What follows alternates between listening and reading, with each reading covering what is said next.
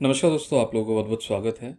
आज हम समझने की कोशिश करेंगे कि अगर किसी की ज़िंदगी में एक्सीडेंट, चोट, खून का बहना अगर होता है तो वो क्यों होता है।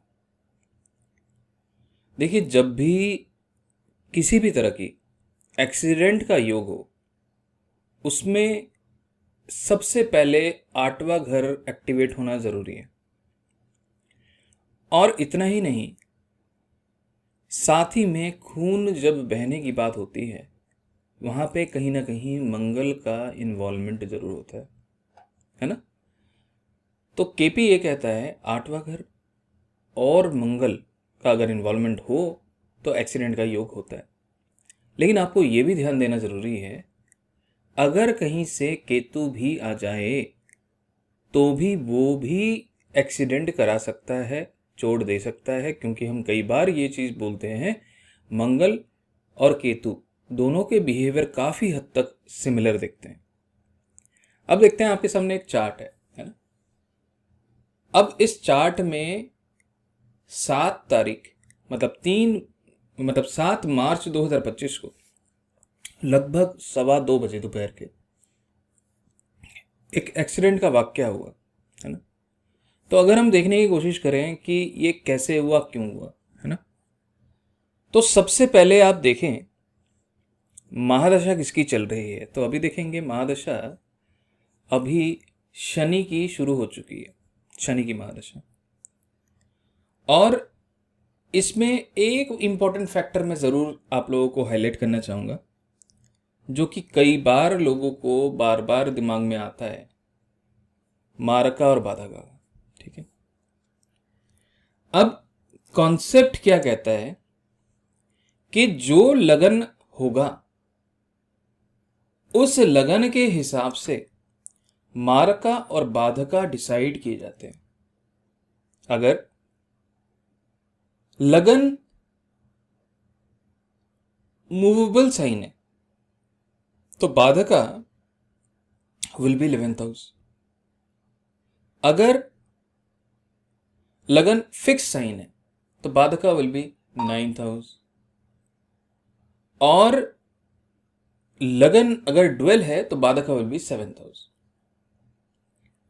तो सबसे इंपॉर्टेंट बात आपको यह ध्यान देनी है, अगर बाधका किसी भी तरह से दशा में एक्टिवेट हो, ऐसे समय पे अगर जातक को किसी भी तरह की कोई एक्सीडेंट, कोई चोट, कोई हेल्थ इश्यूज आ जाए तो उसमें रिकवरी में वो कमी करेगा और there is a high probability वो मृत्यु तक दे सकता है, अगर चोट या इस तरह के योग लग जाते हैं।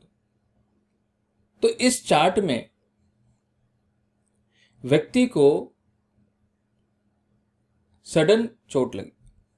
कैसे लगी?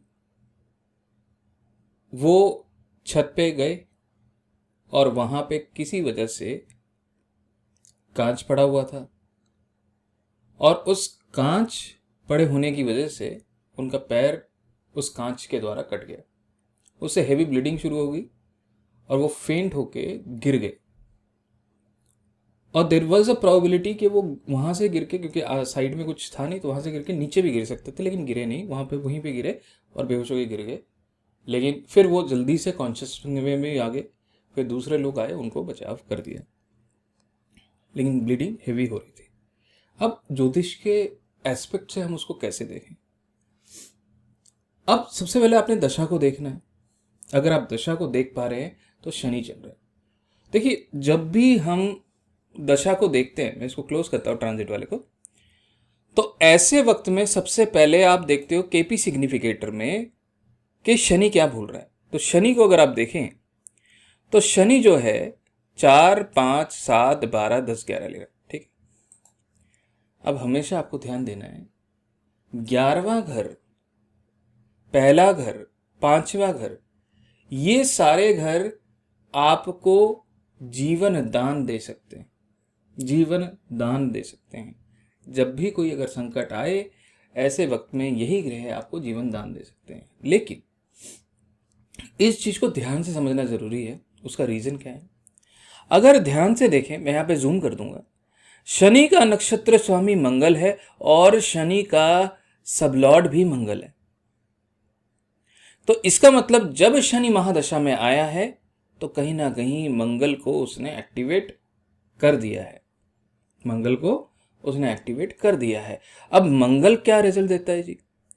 मंगल इज इन द नक्षत्र of Venus which is placed in the 8th house. हमें क्या चाहिए? मंगल और 8वां घर। तो मतलब इस दशा में जातक को चोट जरूर लग सकती है। इस दशा में जातक को चोट लगने के बाद खून का बहना हो सकता है। अब इस चीज को हम कंफर्म करते हैं आज के ट्रांजिट से। अगर कोई आपको कहता है कि ट्रांजिट उतना इंपॉर्टेंट नहीं है, दशा और कुंडली ही सब कुछ है, वो गलत बता रहा है आपको। क्योंकि ट्रांजिट कंफर्मेशन देता है। क्योंकि देखिए, आपके जीवन में कोई अगर घटना हो रही है और वो उसने दशा ने भी बोल दिया और ट्रांजिट भी उसको कंफर्म करता है, तो इसका मतलब वहां पे अब दिक्कत बड़ी होने वाली है, या वो घटना अब पूरे स्ट्रॉन्ग में, चरम सीमा में वो घटना देने वाला है। अब इस चीज को समझते हैं। अब ट्रांजिट में मैंने यहां पे वो डेट 7/3/2025 और दोपहर के 2:15 को कैलकुलेट कर लेते हैं। अब यहां पे आप ध्यान से देखें कि चंद्रमा मंगल के नक्षत्र में है। अब चंद्रमा मंगल के नक्षत्र में है तो ये तो बहुत इंपॉर्टेंट बात होगी कि अब हमें ये देखना जरूरी है, मंगल इस कुंडली में कौन कौन से घरों को ले रहा है। मंगल चौथे घर को ले रहा है। मंगल अगर हम देखें 7वें घर को ले रहा है। मंगल 12वें घर को ले रहा है। 12वां घर खर्चा दिखाता है, लेकिन आपको ये नहीं भूलना, अगर 6, 8, 12 भी साथ आ जाए तो ऐसे वक्त में वो किसी भी वजह से जातक को हॉस्पिटल की यात्रा भी करा सकता है। तो अब हम दोबारा ध्यान से देखें कि मंगल शुक्र के नक्षत्र में है। शुक्र इस कुंडली में पहला घर और 8वां घर ले रहा है और 6ठा घर भी ले रहा है। तो 6, 8, 12 तीनों आ गए, मंगल आ गया। तो इसका मतलब कोई ना कोई शारीरिक हानि इस दिन जरूर होगी, क्योंकि 6, 8, 12 भी आ गए, मंगल भी आ गया जो चोट का कारक है। तो ये छोटी छोटी चीजें आपको ध्यान देने वाली है। जैसे ही मंगल एक्टिवेट हो गया किसी भी तरह से, 8वां घर एक्टिवेट हो गया और इस कुंडली में तो 8, 12, 6, 8, 12 तीनों रिजल्ट दे रहा है, तो कहीं ना कहीं इस जातक को इस दशाओं में, ऐसे ट्रांजिट में जरूर सावधानी बरतनी चाहिए। तो मैं आशा करता हूं ये एक्सीडेंट का जो योग है उसे प्रैक्टिकली कैसे देखा जाता है, क्यों हुआ घटना, इस चीज के जो विवरण मैंने देने की कोशिश करी है केपी ज्योतिष के माध्यम से, आपको ये समझ में आया होगा। और जो भी आपका कमेंट है उसको ज़रूर आप शेयर करें। थैंक यू, टेक केयर, नमस्ते।